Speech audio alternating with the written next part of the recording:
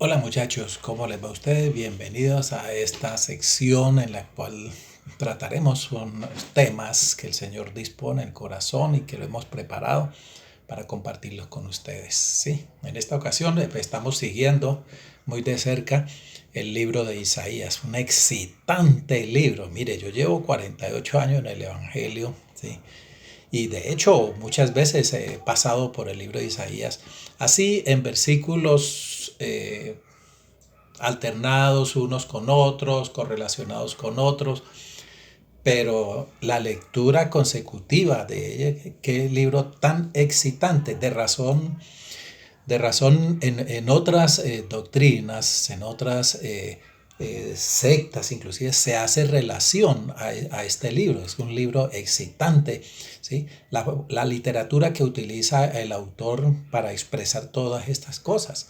Habíamos visto, ¿cierto?, que el libro de Isaías se escribió en una época tremendamente difícil, muy difícil. Estaba en el reinado Usías, ¿cierto?, que significa luz de Dios. Y este rey pues había sucedido al trono cuando tenía 16 años de edad. Y él fue muy inteligente, ¿sí? Él estaba asesorado por Zacarías, ¿sí?, quien lo llevó de la mano prácticamente, todo un ungido del Señor. Y también Isaías, que era un estadista, era un poeta, era un romántico, un escritor, era filósofo, era bastante avanzado en su nivel cultural, ¿sí? Entonces, Usías hizo un gobierno durante tantos años, ¿sí?, y la gente lo quería, la gente lo quería. O sea que Usías fue sabio, ¿no? Porque se dejó llevar, ¿sí?, por el camino del Señor. Pero de hecho también fue picado por la codicia en sus últimos años y, por un lado. Y por otro lado, los asirios ya estaban en su nivel máximo de imperio, estaban conquistando tierras y esta tierra de Jerusalén, el reinado de Judá, era propicio para ellos. Luego entonces tenían el azote por el lado de este señor asirio, ¿sí? Y claro, el alistarse para una guerra inminente con esta gente que estaba en su capacidad plena pues para conquistar esto.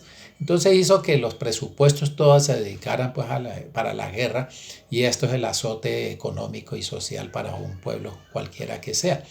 Entonces Isaías, ¿sí?, Isaías fue llamado por el Señor, ¿sí?, para una misión muy importante. El pueblo se había llegado al abandono por completo, ¿sí? Había mucha mezcla con las otras naciones, se casaban unos con otros, venían cada quien haciendo lo que mejor le pareciera, como habíamos visto para otro texto, ¿sí? Entonces Dios estaba fatigado de ver toda esta situación y dijo entonces que pues tenía que traer a una persona, ¿sí?, eh, para que hablara en lugar de él y que manifestara esa situación, ese estado emocional del Señor de ver cómo el pueblo estaba abandonado por completo a una serie de prácticas, resultado de las mezclas con otros pueblos invasores, ¿sí? Vimos en la charla anterior que Isaías había visto su gloria, ¿sí? En una visión celestial había visto su gloria. Recordemos que Saulo también vio una visión celestial, ¿sí?, cuando perseguía a los cristianos, ¿sí? O sea, son manifestaciones del Señor y que le habían permitido a Isaías, ¿sí?, ver su gloria. ¿Por qué razón? Porque fue tocado por Dios, fue tocado con un carbón ardiendo en sus labios, en la parte donde más le doliera, ¿sí? De tal manera que Isaías fue purificado, fue santificado, ¿sí?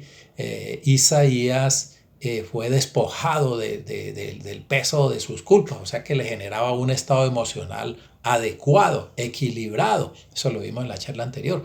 Y aparte de eso, pues sus pecados también fueron perdonados. O sea, quedó listo para decirle al Señor lo que en el versículo 8 del capítulo 6, ¿cierto?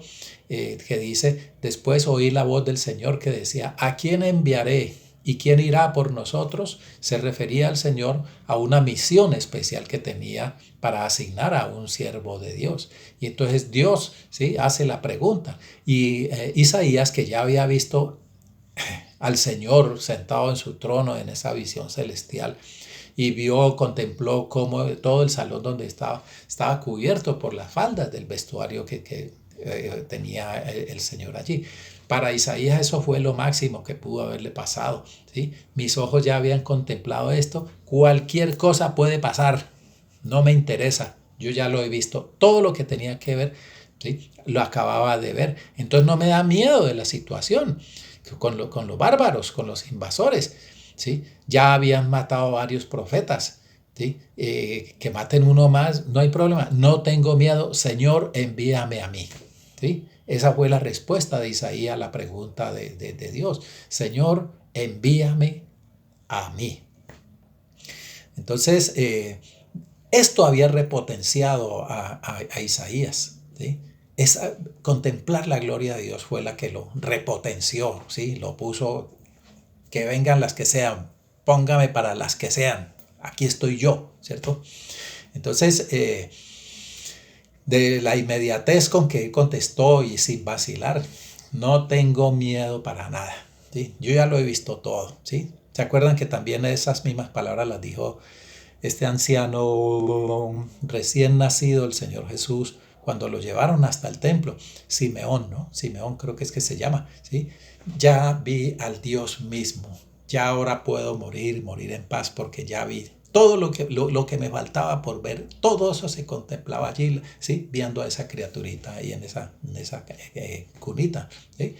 Entonces, el haber sido lleno de la gloria de Dios, ¿cierto?, pudo más que el temor a ser detenido, torturado y aserrado, ¿sí? Más adelante Isaías iba a morir de esa manera, aserrado, lo partieron en dos, ¿sí? Entonces era una época de zozobra, ¿sí?, de zozobra generada por la expansión del imperio asirio, ¿sí? Entonces ese encuentro con Dios le había animado para ser enviado, ¿sí? Hoy le hubiéramos dicho Isaías el apóstol, ¿no? Porque el apóstol pues significa uno que es enviado, y Isaías, ¿sí?, a la pregunta del Señor, él se ofreció, envíame a mí. Entonces sería Isaías el apóstol, ¿sí? Bueno, para la época de Isaías, 800 años antes de Jesucristo, pues se les llamaba profetas, o sea, tenían una visión, ¿sí?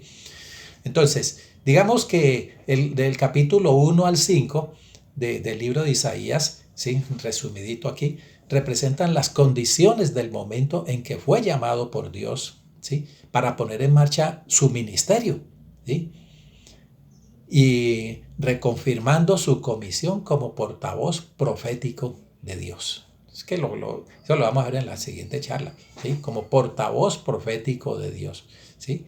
Entonces, eso ocurrió con Isaías. Dios lo preparó para decirle, compañero, le toca hacer esto, decir y decir estas cosas que le hace, y lo vamos a ver más adelante, ¿sí?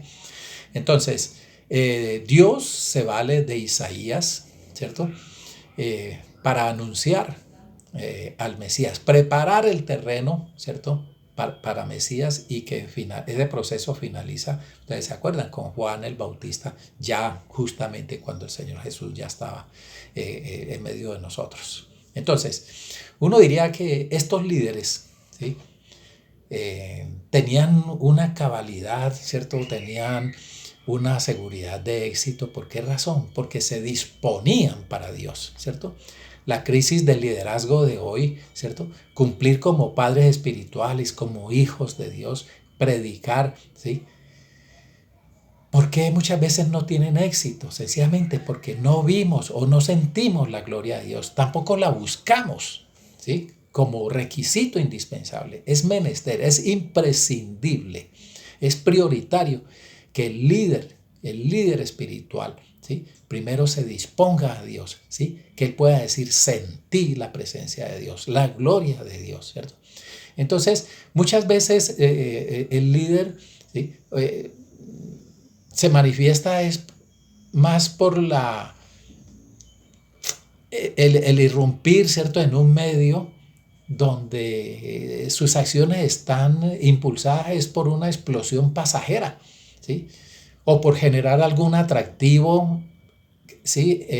A alguien en particular, ¿sí? Por mostrarse, por brillar, ¿sí? Entonces, eh, también puede ser que se conviertan sus actividades en rutinarias sin atractivo para retener o para impulsar a los miembros presentes, a los muchachos que tenga ahí bajo el templo, ¿cierto? O también no existe ese atractivo, ese deseo de llamar a otras personas más, o sea, las personas que están afuera, ¿sí?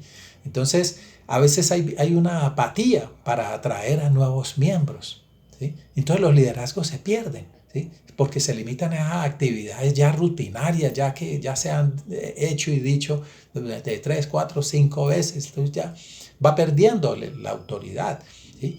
Muchas veces hay mucha comodidad, ¿sí? Para sentirse como un líder muy cómodo, muy holgado, ¿cierto? ¿Sí? Entonces no se dispone en cuerpo, alma y espíritu, ¿cierto? No tengo tiempo, ¿sí? O estoy muy ocupado en las otras cosas, ¿sí? Entonces, mire, esta misión, ¿cierto? A la que el Señor nos encarga, la gran comisión, no es una tarea solamente del pastor, ¿sí? Ni siquiera tampoco es de las personas que están más cerca del pastor. Eso es una tarea de todos, independientemente de la edad que tenga. No va a decir, no, es que yo ya paso de 80 años, yo ya estoy cansado, yo estoy agotado, ya no me tengo fuerzas para eso. No, Señor, yo recuerdo que cuando la primera vez que me hablaron del Señor fue una parejita aquí en la calle 47, aquí mismo en el barrio popular. Una parejita de ancianos, pero bien ancianos, ¿sí? Yo todavía los tengo en mi mente, ¿sí? No bajaban de 80 años los dos, ¿sí? Una pareja, con un solazo que estaba haciendo solazos ardientes, ¿sí? Solazos brillantes, caniculares, ¿sí? Y con una sombrilla ¿sí? Para los dos. Y me hablaron del Señor. 5 minutos me hablaron, fueron los primeros, fueron unos ángeles, nunca más volví a saber de ellos, ¿sí? Tampoco supe de qué iglesia era. Entonces es menester prioritario disponerse para ser alcanzado, ¿sí? Por el siervo divino, de tal forma que alcances a sentir la gloria de Dios, ¿sí? Fíjese que en el versículo 1 del capítulo 6 el profeta dice que estaba en el templo. ¿Dónde era que estaba? Estaba en el templo, ¿cierto? Y ahí vio a Dios, cuyas faldas llenaban el templo. ¿Dónde estaba? En el templo. Entonces, el templo es el lugar donde los débiles e imperfectos como nosotros, ¿cierto?